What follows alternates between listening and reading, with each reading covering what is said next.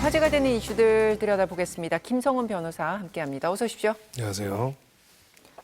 자, 이재명 대표의 아내 김혜경 씨 조금 전에 경기도 법인카드 유용 의혹과 관련해서 첫 재판에 출석을 했습니다. 혐의 내용부터 정리를 해주시면요.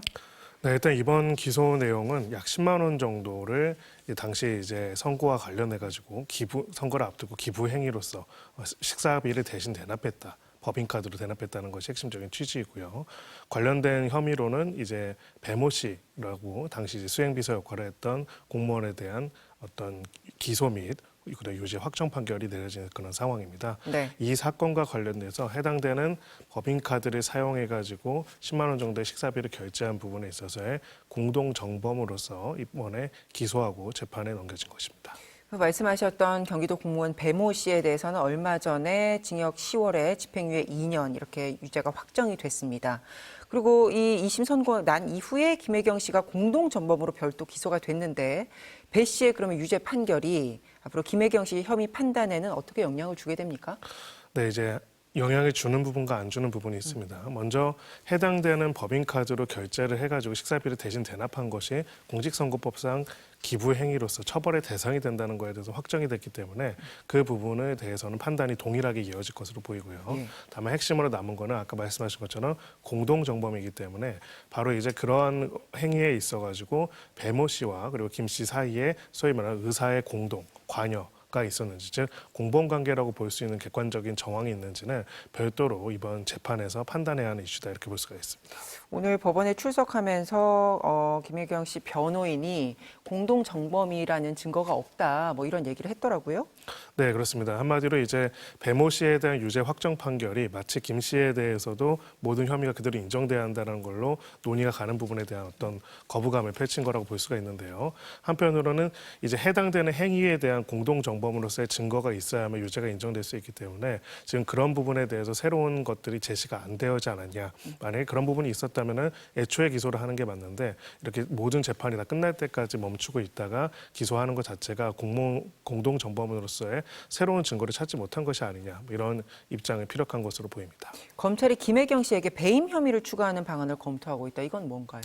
네, 이건 아까 말씀드린 이 행위와는 별개로 개인 비용을 법인카드로 지출하도록 한 부분과 관련돼 가지고 배임 혐의를 적용하겠다라고 하는 건데요. 한마디로 개인적인 물품이나 아니면 개인적인 용무로서 법인카드를 결제하고 사용한 경우에는 그런 경우는 업무상 배임이 될 수가 있습니다. 이거는 뭐 일반적인 회사에서도 마찬가지라고 볼 수가 있고요. 그렇기 때문에 이 부분에 대해서는 아직까지 수사와 기소가 이루어지지 않았는데 이 법인카드 부분에 대해서 배임적 혐의점이 있는 부분들은 찾아내서 추가로 기소를 하겠다는 그런 취지로 보입니다. 김혜경 씨가 오늘 재판에 출석하면서 신변 보호를 요청했고 법원이 이걸 받아들였던데 통상 이 신변 보호는 어떤 경우에 요청을 하는 거예요? 네, 한마디로 이제 법원 출석 과정에 있어가지고 신변을 위험에 처할 수 있는 상황이 있거나 우려가 되는 상황인 경우에 법원에 이제 출석하는 당사자가 이걸 요청할 수가 있는데요. 아마 이제 이 재판 자체의 법리적인 내용 자체보다는 네. 기본적으로 이 과정 최근에 이제 이재명 대표에 대한 피습도 있었고요. 정치적으로 중요 관여 사안이다 보니까 혹시라도 모를 이제 불상사를 대비하기 위해서 법원에 신변 보호를 요청했다고 볼 수가 있습니다. 그럼 법원이 이걸 받아들여서 오늘 어느 수위까지 신변 보호를 했던 거예요? 네, 일단 법원 직원이 이제 동행해가지고 이제 혹시라도 다른 제3자와의 접촉 과정에서 불상사가 발생하지 않도록 하는 그 정도의 보호를 제공했다고 볼 수 있습니다. 알겠습니다. 이재명 대표의 공판도 한 달여 만에 재개가 됐습니다. 이 대표가 오늘과 내일 연이어서 재판에 출석을 하던데요. 각각 어떤 재판입니까? 네, 하나는 위증교사 사건이 있고요. 하나는 대장동 사건이 있습니다. 위증교사 사건은 사실 굉장히 오래된 사건이긴 한데요. 과거에 검사 사칭 의혹과 관련된 재판에서 그 재판에서 관련된 증언을 했던 증인으로 나왔던 A 씨한테 자신에게 유리한 사용으로 허위 증언을 해달라고 교사를 했다라는 내용의 취지고요. 당시 증인으로 나왔던 A 씨, 김 씨라고 하는데요. A 씨는 위증죄로 기소가 된 상태이고 이재명 대표는 위증교사죄로 함께 기소된 이런 상황입니다. 지금 말씀하신 그 이 대표의 부탁을 받고 위증을 한 혐의로 함께 기소가 됐던 김 씨, 오늘 오전에 재판이 열렸습니다. 유력 대선 후보에게 전화를 받아서 중압감을 느껴서 위증을 했다. 뭐 이런 취지의 발언을 한 것 같아요. 네, 그렇습니다. 지금 일단은 이 김 씨 같은 경우에는 재판 초반부터 혐의 사실을 모두 인정하는 태도를 보였습니다. 즉 내가 위증을 했다라는 것들을 인정을 하고 있는 거고요. 오늘은 이제 혐의 사실을 다 인정할 경우에는 추가로 여러 가지로 재판을 길게 할 게 없습니다. 그래서 보통은 재판을 일찍 종결을 하게 되는데요. 최종적으로 마무리되면서 피고인 신문을 하게 되는데 그 네. 신문 과정에서 이재명 대표와의 분리를 요청을 한 다음에 이 과정에서 위증을 한 경위와 배경, 즉 중압감과 압박감으로 인해 가지고 불가피하게 위증을 하게 된 것이다. 뭐 이런 표현을 했다라고 합니다. 오늘 이 대표랑 김 씨가 함께 재판을 받는 건데 분리 요청을 해서 지금 오전 오후 따로 한 거죠. 맞습니다. 원칙적으로 같이 공범으로서 기소됐기 때문에 함께 재판에 보는 게 맞는데 일정한 경우에는 분리를 요청할 수가 있고요. 그 분리 요청이 받아들여져서 분리돼서 진행이 되고 있는 겁니다. 이재명 대표가 지난달 법정에서는 검찰이 이 공소장에 불리한 내용만 다 넣었다 이렇게 혐의를 전면 부인했었는데 앞으로 이 대표의 재판의 변수는 뭐라고 꼽으십니까? 네, 지금 일단은 허위 사실을 증언했다. 객관적 사실과 다른 위증인지 여부에 있어서는 가장 중요한 게 해당되는 증인이 어떻게 이거를 받아들이고 인식하고 있는지가 되게 중요합니다. 그렇기 때문에 위증죄에 기소된 사람이 내가 위증을 했다는 것을 인정하고 있는 상황에서는 위증 자체는 인정될 가능성이 높고요. 위증 교사의 또 핵심적인 쟁점은 아까랑 약간 비슷한데요. 위증 교사라는 거는 김 씨한테 허위 사실을 증언해달라고 교사를 했어야 하는 것인데 이 부분에 대해서는 당시의 대화 내용과 여러 가지 내용들을 봤을 때 구체적으로 특정 방향으로 객관적 사실과 다른 증언을 해달라는 취지가 있는지, 즉 그러한 교사 행위가 있는지가 또 핵심적인 쟁점이 될 것으로 보입니다. 알겠습니다. 의대 증원 문제 해법이 나오지 않으면서 지금 의료 공백이 길어지고 있는데요. 그러다 보니까 간호사의 업무가 과중되는 문제가 있고요. 또 의사들의 일부 업무를 떠안게 되면서 불법 의료 행위 논란이 있습니다. 법적으로 네. 문제가 되는 부분은. 그렇습니다. 지금 의료법상으로는 의료 행위와 관련돼서 원칙적으로 의료 행위는 의사만 할 수 있도록 되어 있고요. 진료나 처치 이러한 관련된 모든 것들을 의사들이 할 수 있도록 되어 있습니다. 하지만 실무적으로는 이런 진료 행위를 간호사들이 보조할 수 있도록 이렇게 되어 있을 뿐이죠. 근데 이 보조라는 영역이 어떻게 되는지가 좀 헷갈릴 수가 있습니다. 가령 우리가 주사를 놓는다고 할 때 다 의사 선생님이 놓으시는 경우는 별로 없죠. 의사가 놓는 게 아니라 간호사가 놓는 경우도 있습니다. 근데 지금 일정한 판례들을 보면은 이게 재판화가 될 경우에는 굉장히 엄격하게 판단을 해왔던 사례들이 있기 때문에 이 부분에 있어 지금 의료 공백을 메우기 위해서 간호사들이 추가로 업무를 하는 것이 오히려 의료법상의 처벌 위험성을 높이는 게 아닌지에 대한 문제 제기가 있는 그런 상황입니다. 그동안 의료 현장에서 관행적으로 간호사들이 어느 의사들의 업무를 일정 부분 담당했던 것, 그것도 법적인 근거가 없다 이런 논란이 있긴 했잖아요. 네, 그렇습니다. 기본적으로는 진료 보조 행위만 가능하기 때문에 A, B, C, D 각각의 행위들이 여기서 진료 보조 행위인지 아니면은 처벌될 수 있는 진료 행위인지가 명확하게 구분이 되지 않았습니다. 그렇기 때문에 이게 법률적으로 문제가 될 경우에는 처벌이 되는 사례들도 굉장히 많이 나왔었고요. 지금과 같이 의료 공백이 좀 심해진 상태에서는 당연히 간호사분들의 역할이 더 많아지다 보니까 앞으로 그러면 이것 또한 법률적으로 더 문제가 되는 것이 아니냐는 그런 문제가 있는 것이죠.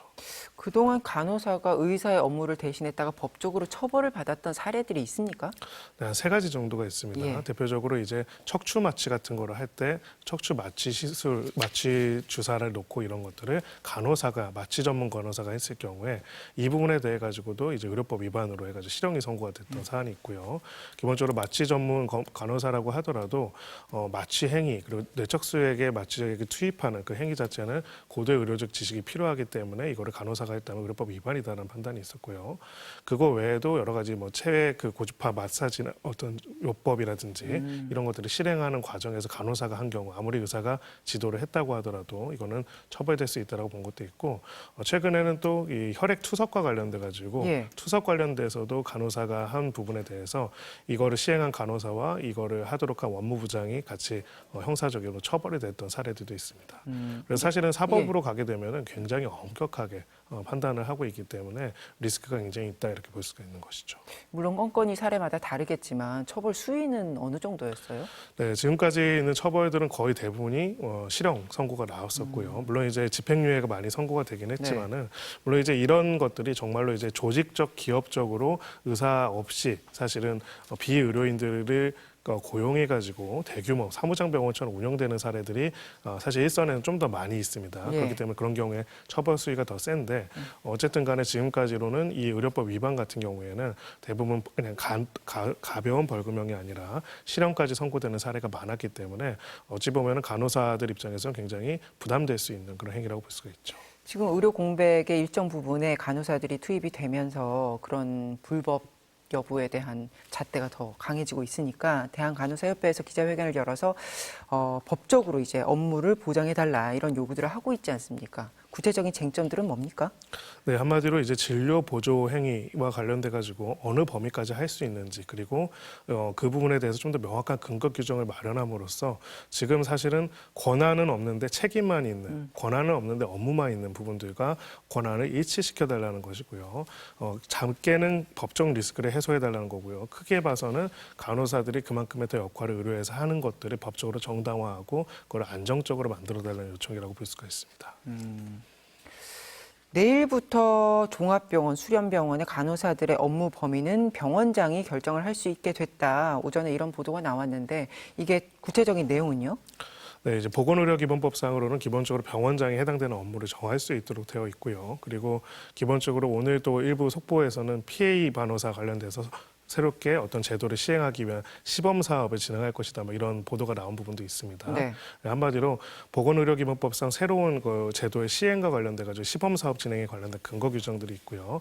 이런 시범 사업을 진행할 경우에 각각의 역할과 업무 범위에 대해서는 병원장이 정할 수 있도록 하는 규정이 있습니다. 그래서 기본적으로 한 번에 이번에 법률을 다 바꾸는 건 아니다 할지라도 예. 기본적으로 우리 법률상 가능한 범위 내에서 시범 사업들을 공식적으로 진행하도록 하고 그 범위 내에서 기본적으로 각각의 PA 간호사라든지 간호사분들이 할 수 있는 역할들이 조금 더 새롭게 조정을 해가지고 지금 의료 공백 상태에서 더 업무가 확대됨으로 인해서 발생하는 법적 리스크는 그걸 통해서 해소하겠다라는 그런 취지다라고 볼 수가 있습니다. 그럼 오늘 나온 이 결정은 임시 방편이라고 볼 수 있네요. 그렇습니다. 근본적인 결정이라고 볼 수는 없고요. 일단 임시 방편이다라고 볼 수 있습니다. 그리고 또 지금 이 의료 공백과 관련해서 환자들 입장에서 의사들의 집단 행동으로 피해를 입었다. 이런 경우에는 구제 방법을 안내받을 수 있다고 하던데 그걸 좀 설명해 주시죠. 네, 이제 기본적으로는 원래 뭐 진료 예약을 했거나 수술을 하기로 했는데 파업 등으로 인해 가지고 하지 못하게 됐을 경우에는 원칙적으로 그로 인한 건강상, 뭐 재산상 피해를 입었을 경우에 거기에 대한 가장 기본적으로 민사상 손해배상 청구를 할 수 있는 부분들이 있고요. 만약에 이제 정말로 위급한 상황에 사람이 환자가 있었는데 이런 파업으로 인해서 제때 치료가 안 돼 가지고 크게 뭐 어려움을 겪게 되거나 혹시 또 건강상 상해의 결과를 입었다면은 형사적인 부분에 대해서도 문제 제기를 할 수가 있습니다. 고소도 할 수 있기 때문에 이런 방법론에 대한 얘기들을 하고 있고요. 기본적으로 병원급의 경우에는 해당되는 의료기관이 원래 약속한 처치와 내용들을 이 환자가 어떤 상태이고 지금 어떤 수술 및 처치를 받았는지 알고 있음에도 불구하고 그것을 하기 위해서 왔는데 그러한 의무를 진료계약상 의무를 이행하지 아니함으로 인해서 발생한 손해를 배상할 것을 청구할 수 있다는 것이 가장 기본적인 틀이라고 볼 수가 있습니다. 알겠습니다. 이게 길어지면 안 될 텐데요. 그렇죠? 네. 예, 오늘 여기까지 하겠습니다. 고맙습니다.